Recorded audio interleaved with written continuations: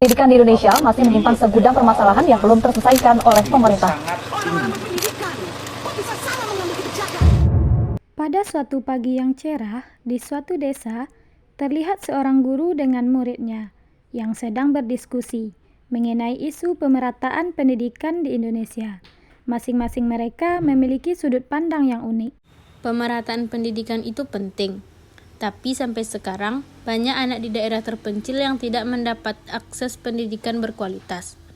Apa gunanya bicara soal masa depan kalau dasarnya saja belum kuat? Kamu benar, Dika. Saya lihat di daerah pelosok, di sana, murid-murid sering belajar di ruang kelas tanpa meja atau kursi. Mereka punya semangat juang, tapi tanpa fasilitas memadai. Sulit bagi mereka untuk berkembang. Saya tahu rasanya, anak-anak yang ingin sekolah tapi jaraknya jauh. Kadang harus memilih uang untuk sekolah atau untuk makan. Bagaimana bisa memberi masa depan yang lebih baik kalau begini? Benar kata Bu Nisa, saya nggak bisa ngebayangin belajar tanpa fasilitas. Di kota, kita punya internet, buku, dan guru-guru berpengalaman. Tapi saya sadar, nggak semua sekolah mendapatkan fasilitas seperti di kota. Kita butuh pemerataan supaya semua anak Indonesia punya kesempatan yang sama. Kita punya mimpi yang sama, setiap anak berhak mendapatkan pendidikan yang layak. Tetapi masalah ini tidak bisa selesai hanya dengan kebijakan. Kita butuh partisipasi dari pemerintah. Kebijakan pemerintah memang penting, tapi kita harus lebih kreatif. Komunitas bisa bergerak membantu, seperti membangun perpustakaan kecil atau memberikan pelatihan langsung kepada guru di desa. Aksi nyata ini yang seringkali kurang. Kalau begitu, apa yang bisa kita lakukan sekarang? Pemerataan pendidikan terasa seperti mimpi yang sulit tercapai. Kita bisa mulai dari yang kecil. Fasilitas dasar sekolah harus diprioritaskan seperti buku, kursi, dan alat tulis. Tapi bagaimana dengan orang tua yang kesulitan ekonomi?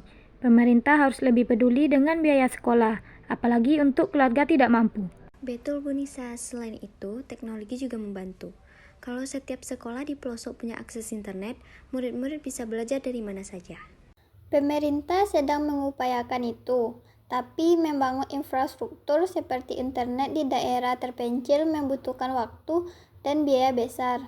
Meski begitu, saya setuju bahwa teknologi adalah solusi jangka panjang. Dan untuk sekarang, kita bisa fokus pada pemberdayaan komunitas. Banyak orang yang ingin membantu, tapi tidak tahu caranya. Kita harus menciptakan gerakan yang melibatkan semua pihak dari kota hingga desa. Kini saya sadar, pemerataan pendidikan bukan hanya tanggung jawab pemerintah, tetapi juga kita semua. Setiap langkah kecil yang kita ambil bisa menjadi pijakan menuju perubahan besar. Sebagai seorang guru, saya akan berusaha untuk terus mengajar dengan sungguh-sungguh, meski dengan keterbatasan.